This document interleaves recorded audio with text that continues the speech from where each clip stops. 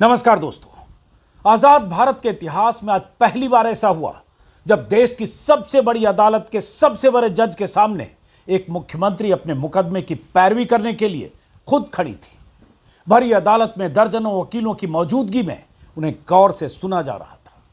Chief justice Suryakant की bench के सामने जब पश्चिम बंगाल के मुख्यमंत्री ममता बनर्जी एसआईआर पर चुनाव आयोग के इरादों और मंसूबों की धज्जियां उड़ा रही थी तो इतिहास में दर्ज हो रहा था कि कैसे एक मुख्यमंत्री को खुद सुप्रीम कोर्ट में आकर अपनी बात रखने को मजबूर होना पड़ा। काले कोर्ट में ममता बनर्जी की प्रतीकात्मक तस्वीर लगाकर यूपी के पूर्व मुख्यमंत्री अखिलेश यादव ने राहत इंदौरी का एक शेर लिखकर ट्वीट किया, जब जंग हो नाइंसाफी के खिलाफ तो कभी कभी बदलना पड़ता है किरदार। कल से ही सबको पता था कि ममता बनर्जी अपना पक्ष रखने खुद सुप्रीम कोर्ट में पेश हो सकती है। वैसे उनके पास लॉ की डिग्री भी है, इसलिए सुप्रीम कोर्ट में आज हलचल बहुत ज्यादा थी।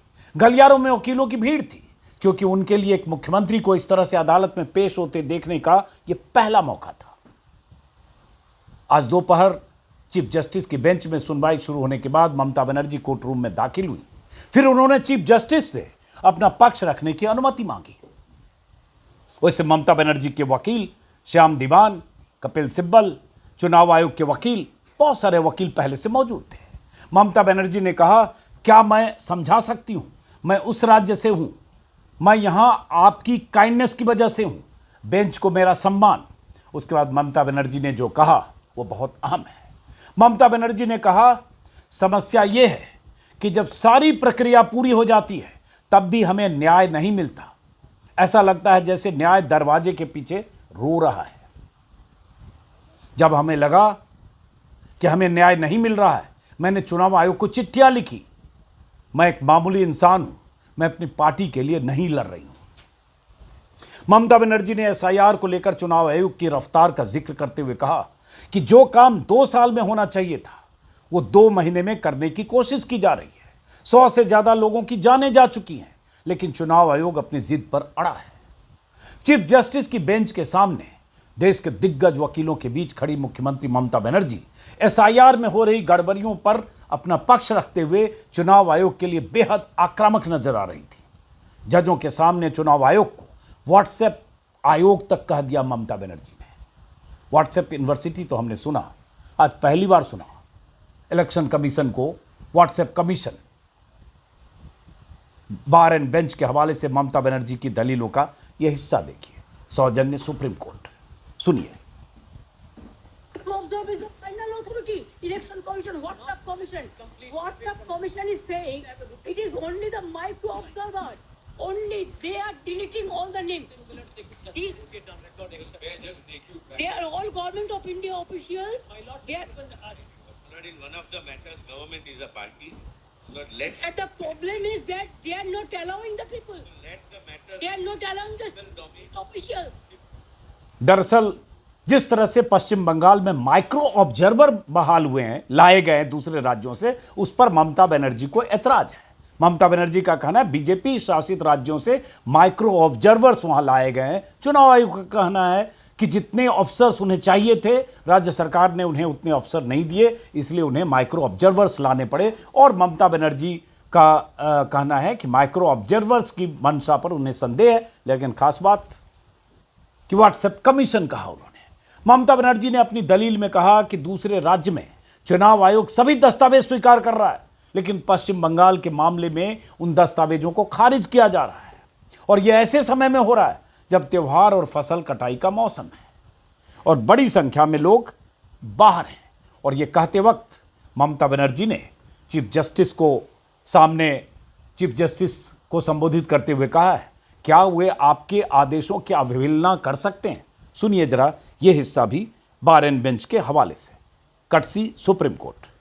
Sir, can they even violate your order? Number 2, sir, we are grateful. Bengal people are so happy that this court gave order that Aadhaar card will be one of the proof documents. But they said no. with other card. Sir, in other state, sir, the domicile certificate is allowed. Sir, the family registered card is allowed. Sir, the government housing card is allowed. The health card is allowed. The bank books means whatever caste certificate is allowed. Only they targeted Bengal on the eve of election. Sir, 4 state opposition state are going for on the eve of election. But why after 24 years, what was the hurry to do it? What it takes 2 years, only within 3 months, even when the festival season is there, when the harvesting season is there, when people are not in a Mamata Banerjee ने कुछ दस्तावेजों का जिक्र किया और खासतौर से आधार card का। जैसा कि आप जानते हैं कि बिहार में एसआईआर की प्रक्रिया के दौरान जो 11 दस्तावेजों की लिस्ट चुनाव आयोग ने बनाई थी एसआईआर के लिए, उसमें आधार कार्ड नहीं था। उस पर बहुत बवाल हुआ, कई याचिकाएं दायर की गई, सुप्रीम कोर्ट में कई तारीखों पर सुनवाई हुई, 8 या 9 तारीखों पर, और आखिरकार सुप्रीम कोर्ट ने कहा कि आधार कार्ड को 12वें दस्तावेज के तौर पर चुनाव आयोग की माने। और चुनाव आयोग बहुत आनाकानी के बाद, बहुत प्रतिवाद और विरोध के बाद मजबूरन इसके लिए तैयार हुआ। उस पर मैंने बहुत बार रिपोर्टिंग की, वीडियो बनाया, आप जानते होंगे शायद। लेकिन यहां कुछ उन दस्तावेजों का जिक्र भी किया ममता बनर्जी ने जो दूसरे राज्य में मान्य हैं, लेकिन यहां उसके अलावा कुछ और डॉक्यूमेंट मांगे जा रहे हैं। ममता बनर्जी का कहना है कि इंटेंशनल हो रहा है डिलीट करने के लिए अधिक से अधिक वोटर्स को।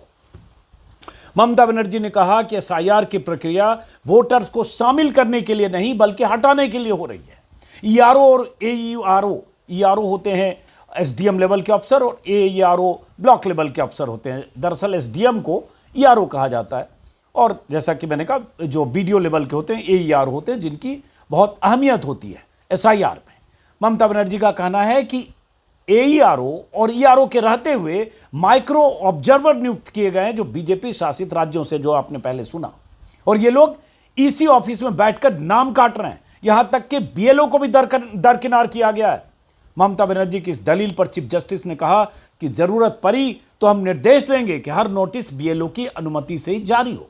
हालांकि ममता बनर्जी के इन आरोपों पर चुनाव आयोग की तरफ से जवाब दिया गया कि राज्य सरकार ने पर्याप्त संख्या में क्लास 2 अधिकारी नहीं दिए हैं, इसलिए मजबूरन हमें ऑब्जर्वर लगाने पड़े। अब कुछ हिस्सा और जो ममता बनर्जी ने अपने यूट्यूब चैनल पर, टीएमसी के यूट्यूब चैनल पर है, उसके सौजन्य से, चूंकि देखना यह जरूरी है कि ममता बनर्जी क्या दलील दे रही थी और उनका पक्ष क्या था। Sir, what about they have only first phase 58 lakhs deleted. They didn't have any scope to appeal even Form 6. Number 2, the second phase, 1 crore 30 lakhs. Only my request would be, whatever the system is maintaining the other state, they are only targeting Bengal. Only for Bengal, they appointed these micro observers. Not the forum, let's Yes, take the platform. for to bulldoze the West Bengal people.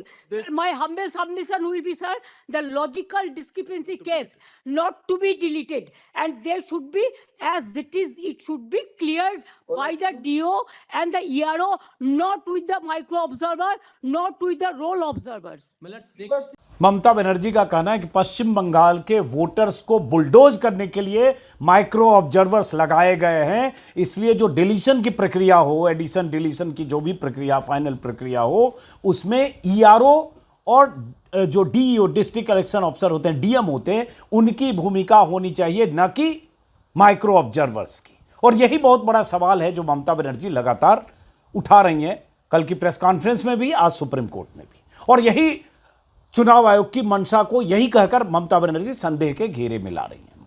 Chief justice ने कहा कि पश्चिम बंगाल सरकार class 2 अधिकारियों और SDM की list दे और चुनाव आयोग सारे मुद्दों पर जवाब लेकर आया। अब इसकी सुनवाई सोमवार को फिर होनी है। पश्चिम बंगाल में एसआईआर को लेकर ममता बनर्जी लगातार चुनाव आयोग को घेर रही हैं, पक्षपात करने और गलत तरीकों से लाखों लोगों के नाम काटने के आरोप लगा रही हैं और लगातार मुखरता से चुनाव आयोग के खिलाफ अब तक जो लड़ाई ममता बनर्जी पश्चिम बंगाल में लड़ रही थी, वो लड़ाई आज ममता बनर्जी सुप्रीम कोर्ट में लड़ती नजर आ रही थी। दरअसल उन्होंने 28 जनवरी को सुप्रीम कोर्ट में याचिका दायर करके चुनाव आयोग और पश्चिम बंगाल के मुख्य निर्वाचन अधिकारी को पार्टी बनाया, मतलब पक्षकार बनाया, और यह आरोप लगाया कि पश्चिम बंगाल को चुनाव आयोग खास तौर से टारगेट कर रहा है। और आज उन्हें अपना पक्ष रखने का मौका मिला और उसके बाद सुप्रीम कोर्ट में यह सब हुआ।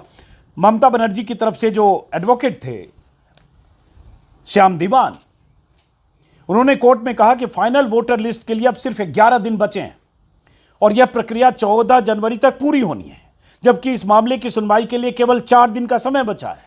राज्य में करीब 32 लाख अनमैप्ड वोटर्स हैं और लगभग 3 करोड़ 26 लाख नामों में लॉजिकल डिस्क्रिपेंसी पाई गई है, जो कुल मतदाताओं का 20% है।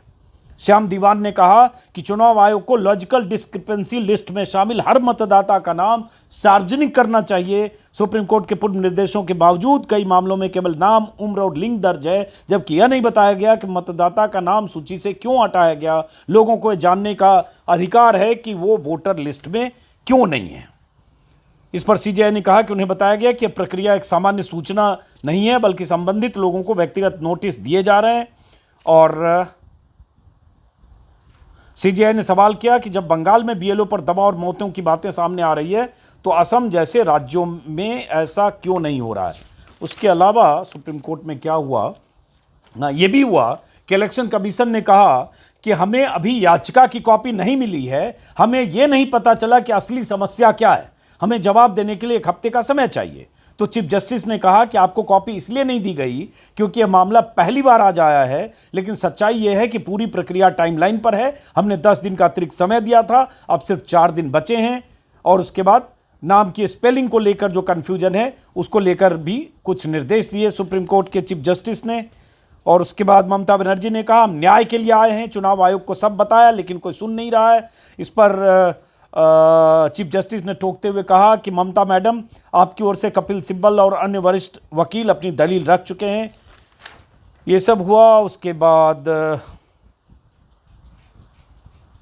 खैर, उसके बाद जो मैंने कहा कि चुनाव आयोग के लिए क्लास 2 अधिकारियों की लिस्ट दी जाए, ये इलेक्शन कमीशन ने कहा। अब अगली सुनवाई सोमवार को होनी है। इसके अलावा कुछ ऐसा जो खास बात हुई, मोटे तौर पर जो खास बात थी मैंने आपको बता दी। अब उसके बाद ममता बनर्जी, चूंकि पश्चिम बंगाल बीजेपी के लिए बहुत अहम है और पश्चिम बंगाल वो सूबा है जहां पिछली बार बीजेपी को ऐसा लग रहा था 2021 में कि बस अब सरकार बनने वाली है, बीजेपी ममता बनर्जी को उखाड़ फेंक सकती है, लेकिन आखिरी वक्त में जब नतीजे आए तो पता चला बीजेपी 77 पर टिकी और ममता बनर्जी ने 2011 और 16 का अपना आंकड़ा पार किया। तो इस बार बीजेपी फिर पूरी ताकत से ममता बनर्जी को सत्ता से हटाने के लिए जोर लगाएगी। लेकिन ममता बनर्जी का आरोप चुनाव आयुक्त को लेकर है कि यह सब चुनाव आयुक्त और बीजेपी की साठगांठ से हो रहा है। कल ममता बनर्जी मुख्य चुनाव आयुक्त से भी मिली और चुनाव आयोग के खिलाफ तीखे तेवर वाले बयान भी दिए। मुख्य चुनाव आयुक्त से मुलाकात के बाद ममता बनर्जी ने कहा था कि मैंने आज तक ऐसा झूठा और अहंकारी मुख्य चुनाव आयुक्त नहीं देखा। ममता ने सवाल उठाए, वही जो बार बार कर रही हैं, कि चुनाव के ठीक पहले एसआईआर क्यों किया जा रहा है। अब फरवरी में ही चुनाव की अधिसूचना जारी होने वाली है। ऐसे में बिना प्लानिंग, बिना मैपिंग, बिना ट्रेनिंग, बिना इंफ्रास्ट्रक्चर के 2-3 महीने में क्या यह प्रक्रिया पूरी की जा सकती है? चुनाव आयोग ये जल्दबाजी क्यों कर रहा है? तो ममता बनर्जी की बात सुप्रीम कोर्ट ने सुनी। सोमवार को सुनवाई की अगली तारीख है। सुप्रीम कोर्ट का रुख क्या होता है, चुनाव आयोग की तरफ से जवाब क्या आता है, इसका तो हमें इंतजार करना पड़ेगा। लेकिन एसआईआर की प्रक्रिया पर सवाल बिहार में भी उठे, सवाल बंगाल से भी उठे और सवाल ये कि इसके पीछे मंशा क्या है। और अगर बार बार विपक्ष आरोप लगाता है कि चुनाव आयोग और बीजेपी की मिलीभगत है, राहुल गांधी तमाम तरह के सबूत पेश कर देते हैं, तो सुप्रीम कोर्ट के लिए क्या ये सारे सवाल जो ममता बनर्जी की तरफ से उठाए गए क्या मायने रखते हैं? सुप्रीम कोर्ट का ऑर्डर कुछ ऐसा आता है जैसी अपेक्षा या उम्मीद ममता बनर्जी कर रही हैं, जिस तरह से आज सुप्रीम कोर्ट में खुद अपना पक्ष रखने गई थी? हमें इंतजार करना पड़ेगा। फिलहाल इस वीडियो को यहीं खत्म करते हैं। नमस्कार।